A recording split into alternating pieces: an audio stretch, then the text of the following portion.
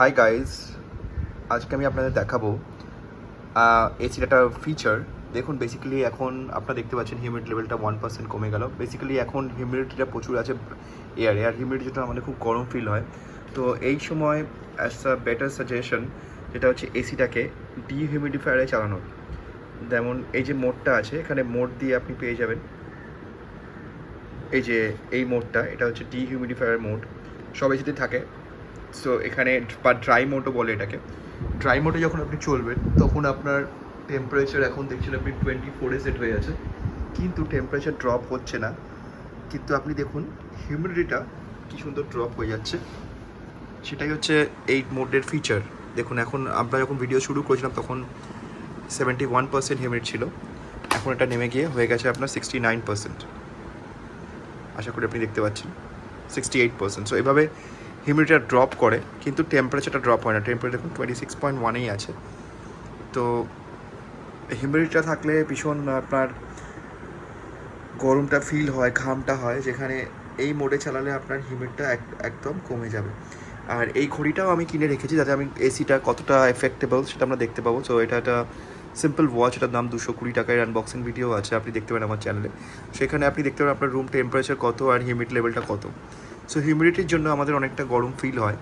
যেমন এই রুমটা 26 ডিগ্রিতেই ছিল, কিন্তু হিউমিড লেভেলটা 88% ছিল। আজকে হিউমিড লেভেল 88% আছে, সো ভীষণ গরমটা ফিল হয়। কিন্তু এখন দেখুন 68% হিউমিডিটি চলে এসছে। অ্যান্ড সাম অ্যারাউন্ড 50 থেকে 60% হচ্ছে হিউম্যান বডিতে হিউমিড লেভেল থাকলে খুব ভালো হয়। সো দেখুন, এটা 66%-এ চলে এসছে, সেরকমভাবে কমতে থাকছে। আর এটা খুব তাড়াতাড়ি হচ্ছে, আমরা জাস্ট 2 মিনিটস এই ভিডিওটা আমরা করছি। দেখুন এর মধ্যেই কতটা টেম্পারেচার হিউমিড লেভেলটা কমে গেছে।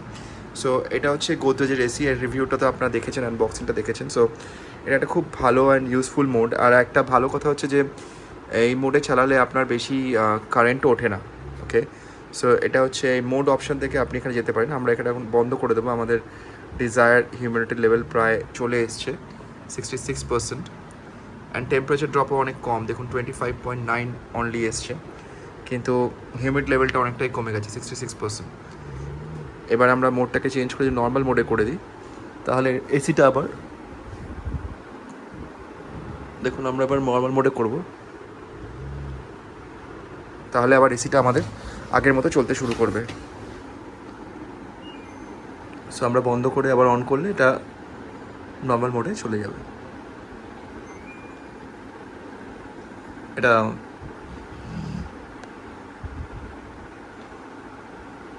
মোড সুইচটা টিপতে হবে, সরি, মোড সুইচটা এটা ফ্যান মোডে চলে এলো। এখানে হিট মোড, যেটা এই এসিতে হিট নেই, এটা অটো মোড।